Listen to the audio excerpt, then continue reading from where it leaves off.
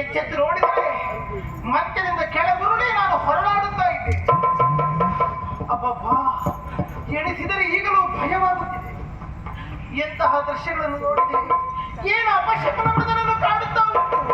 ಎಂತಹ ಭೀಕರವಾದಂತಹ ಸ್ವಪ್ನ ನಾನು ನೋಡಿದೆ. ಆ ಕನಸಿನಲ್ಲಿ ನಾನು ಕಂಡುದಾದರೆ ಒಬ್ಬನೇ ಹೋಗುತ್ತಿರೆ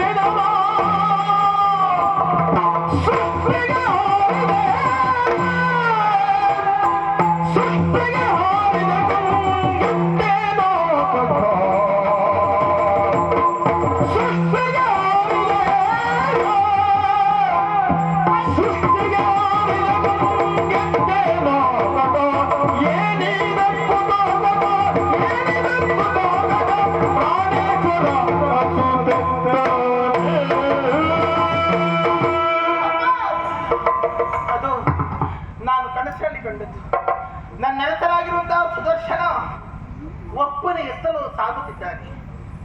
ಎಲ್ಲಿಗೆ ಹೋಗುತ್ತಿದ್ದಾರೆ, ಎಲ್ಲಿಗೆ ಅವರ ಪ್ರಯಾಣ ಎನ್ನುವ ಹಾಗೆ ಅವರನ್ನು ಅನುಸರಿಸಿದೆ, ಅವರನ್ನು ಬೆನ್ನಟ್ಟಿದೆ. ನಿರ್ಜನವಾದ ಪ್ರದೇಶಕ್ಕೆ ಅವನ ನಡಿಗೆ, ಎತ್ತರವಾದಂತಹ ಬೆಟ್ಟವೊಂದನ್ನು ಏರಿದರಲ್ಲ, ಅವರನ್ನು ಹಿಂಬಾಲಿಸಿದೆ.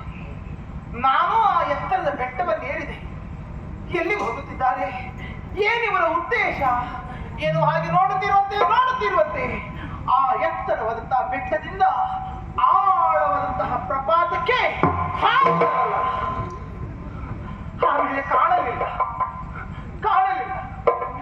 ಎಲ್ಲಿ ಹೋದರೆ ನನ್ನ ರಸ, ಏನಾದರೂ ನನ್ನ ರಸನಂತ ಸುದರ್ಶನ ತಿಳಿಯದು. ಅಷ್ಟೇ ನಾನು ಮದುವೆಯ ವೈಭವ ಒಂದೆಡೆ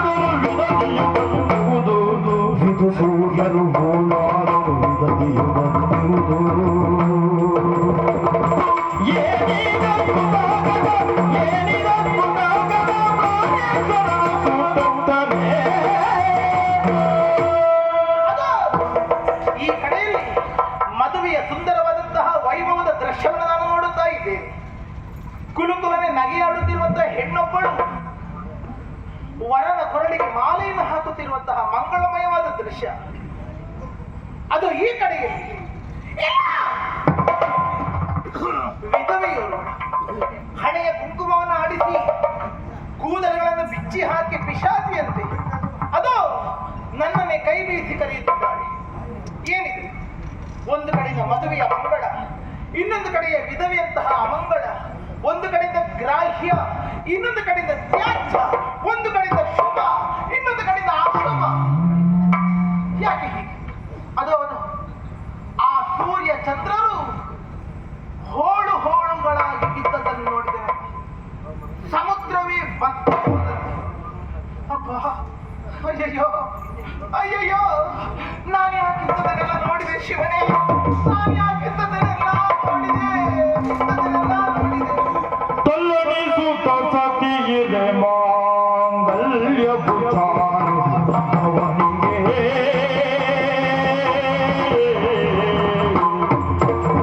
ತಲ್ಲಣಿಸುತ್ತ ಸತಿಯಿದೆ ಮಾಂಗಲ್ಯವು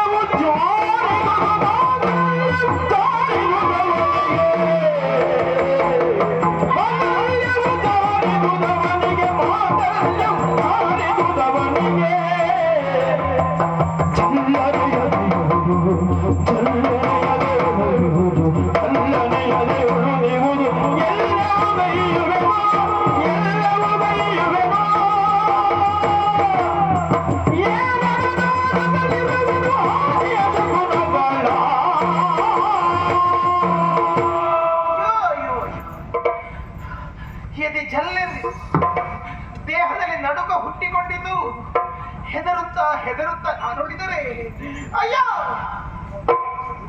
ಸಾವಿರಾರು ಜನ ಸಂಭಾವಿತರ ಮಧ್ಯದಲ್ಲಿ ಶುಭ ಮುಹೂರ್ತದಲ್ಲಿ ನನ್ನ ಅರಸ ಸುದರ್ಶನ ಕಟ್ಟಿರುವಂತಹ ಈ ಮಾಂಗಲ್ಯ ಭದ್ರವಾಗಿ ನನ್ನ ಕೊರಳಲ್ಲಿತ್ತಲ್ಲ, ಹಾಗಾದ್ರೆ ಇದು ಹೇಗೆ ಜಾರಿ ಬಿತ್ತು, ಇದು ಹೇಗೆ ಕಡಿದು ಬಿತ್ತು?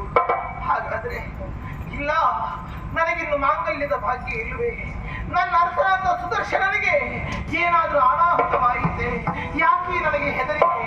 ಯಾಕೆ ಕೆಟ್ಟ ಶಕುನಗಳು? ಯಾರದು ಯಾರದು?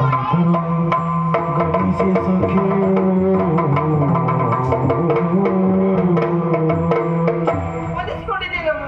ಯಾಕೆ ಸದಾಕಾಲ ನಿಮ್ಮ ಸೇವೆ ಮಾಡಿಕೊಂಡಿದ್ದವಳು. ಯಾಕೆ ಬಂದೆ? ಅದು ಒಂದು ಹೊಸವಂತ ವಿಚಾರ ಉಂಟಂತಾದ್ರೆ ನಾನು ನಿಮಗೆ ಪ್ರಥಮವಾಗಿ ಬಂದು ಮುಟ್ಟಿಸೋಳು. ಏನಂತ ವಿಚಾರವಿದೆ? ನಿಮ್ಮ ಸದಾಕಾಲ ಕ್ಷೇಮವನ್ನೇ ನಾನು ಅನುಭವಿಸಿದವಳು. ಹಾಗಾಗಿ ಇವತ್ತಿನ ದಿವಸ ವರ್ತಮಾನವನ್ನು ತಂದು ನಾನು ನಿಮಗೆ ಹೇಳ್ತಿದ್ದೇನೆ. ಏನು ವರ್ತಮಾನ? ಬೇಟೆಗೆ ಹೋದವರು ಮರಳಿ ಅಂತಪುರದೊಳಗೆ ಬರ್ತಾ ಇದ್ದಾರಂತೆ. ಹಾಗಾದ್ರೆ ಬೇಟೆಯಿಂದ ಹಿಂತಿರುಗುತ್ತಿರುವಂತ ನನ್ನ ಗಂಡನಾದ ಸುದರ್ಶನ ಅವರನ್ನು ಸ್ವಾಗತಿಸುವುದಕ್ಕೆ ಮಂಗಳಾರತಿಯನ್ನು ಹಿಡಿದು ನಾನು ಸಿದ್ಧಳಾಗಬೇಕೇನು? ವಿಷಯ ಇನ್ನೊಂದುಂಟಮ್ಮ. ಏನದು? ನಿಮ್ಮ ಗಂಡ ಬೇಟೆಗಾಗಿ ವನದಲ್ಲಿ ಮುಂದೆ ಹೋಗ್ತಾ ಹೊತ್ತಿನಲ್ಲಿ ದಾರಿ ತನ್ಮಧ್ಯದಲ್ಲಿ ವ್ಯಾಘ್ರ ಒಂದು ಎದುರಾಯಿತು. ಬಹುತೇಕ ಆ ಕ್ರೂರವಾದಂತ ಹುಲಿ ತನ್ನ ನೀಳವಾದಂತ ನಖಗಳಿಂದ ನನ್ನ ಅಣ್ಣನ ಮೈ ಮೇಲೆ ಆ ಉಗುರಿನಿಂದ ನನ್ನ ಅಣ್ಣನನ್ನು ಪರಚಿ ಹಿಸಿ ಹಿಸಿದು ತಿಂದಿರಬೇಕು ತಾನೆ? ಇಲ್ಲ, ಮತ್ತೇನಾಯ್ತು? ವಿಚಾರ ಇನ್ನೊಂದು. ಏನದು? ಆ ವ್ಯಾಘ್ರ ನೇರವಾಗಿ ನಿಮ್ಮ ಗಂಡನ ಮೇಲೆ ಎಗರಿದಂತೆ. ಅಯ್ಯೋ, ತಕ್ಷಣವೇ ನಿಮ್ಮ ಗಂಡ ಜೀವನ್ಮರಣ ಹೋರಾಟದಲ್ಲಿ ಒಳಗಾದ್ರು. ಆ ಒಂದು ಹೊತ್ತಿನಲ್ಲಿ ನಿಮ್ಮ ಅಣ್ಣನಿಗೆ ನಿಮ್ಮ ಗಂಡ ಎಲ್ಲೋ ಸತ್ಯಾಂಶಗಳನ್ನು ಹೇಳಿದರಂತೆ. ಹಾಗಾಗಿ ನಿಮ್ಮ ಅಣ್ಣ ನಿಮ್ಮನ್ನು ಪ್ರತಿಷ್ಠಿಸಬೇಕಾಗಿ ಇತ್ತ ಬರ್ತಿದ್ದಾರೆ.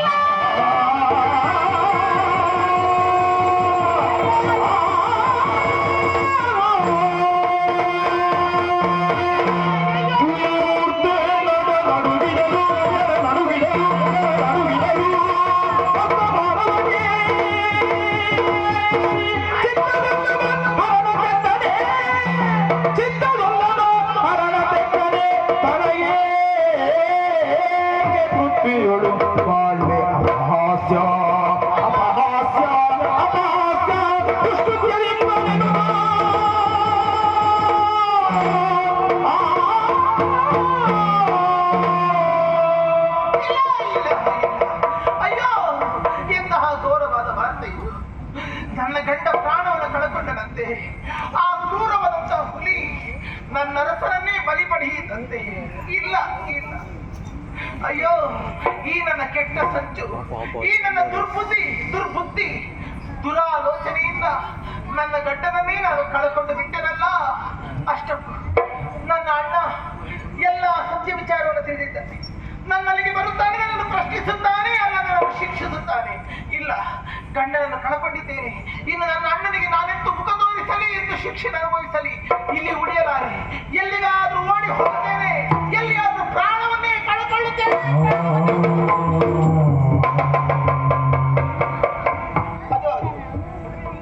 ತೊಟ್ಟಿಲ ಕಂದನಾದಂತಹ ನಾಗಶ್ರೀ ಅಳುತ್ತಾ ಇದ್ದಾಳೆ. ಈ ನನ್ನ ಕೆಟ್ಟ ಬುದ್ಧಿಯಿಂದ ನನ್ನ ಮಗುವಿಗೆ ನಾನು ಅಪ್ಪನಿಲ್ಲದಂತೆ ಮಾಡಿದೆ. ಹಾಗಾದರೆ ನಾನು ದುಡುಕಿ ಆತ್ಮಹತ್ಯೆಯನ್ನು ಮಾಡಿ ನನ್ನ ಈ ಮಗುವಿಗೆ ಅಮ್ಮನೂ ಇಲ್ಲದಂತೆ ಮಾಡದೆ ಇಲ್ಲ. ನನ್ನ ಮಗುವಿಗೋಸ್ಕರವಾಗಿ ಅದು ನಾನು ಬದುಕಬೇಡುವೆ, ನಾಗರ್ಷಿಗೋಸ್ಕರವಾಗಿ ಅದು ನಾನು ಬದುಕಬೇಕು. ಬೇಡ ತಾಯಿ, ಬೇಡ.